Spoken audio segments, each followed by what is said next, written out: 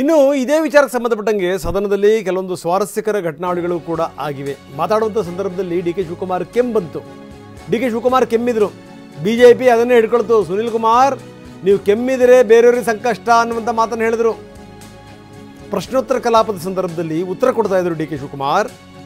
ಆ ಸಂದರ್ಭದಲ್ಲಿ ಸಹಜವಾಗಿ ಕೆಮ್ಮು ಒಂದ್ಸರಿ ಕೆಮ್ಮಿದ್ರು.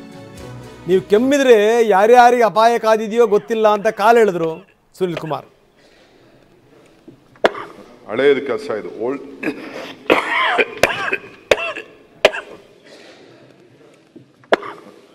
ಬಸವಬಾಗೇವಾಡಿ ಮುದ್ದೇಬಿಹಾಳ್ ಆರಕೆನಾ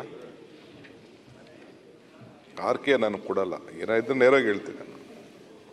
ಬಸವಬಾಗೇವಾಡಿ ಮುದ್ದೇಬಿಹಾಳ್ ಸುರ್ಪುರ್ ಈ ಭಾಗದಲ್ಲಿ ಮಾಡರ್ನೈಸೇಷನ್ ತಗೊಳ್ಳಿಕ್ಕೆ okay, thank you.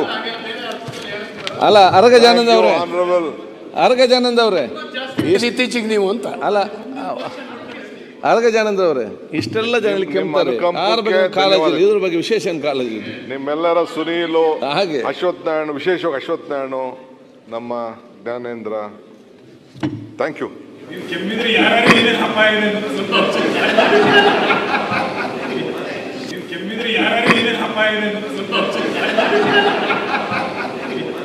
So modernisation ವಿಚಾರದಲ್ಲಿ ಅಪ್ಪಾಜಿ ನಾಡಗೌಡರು ತಂದಿದ್ದಾರೆ.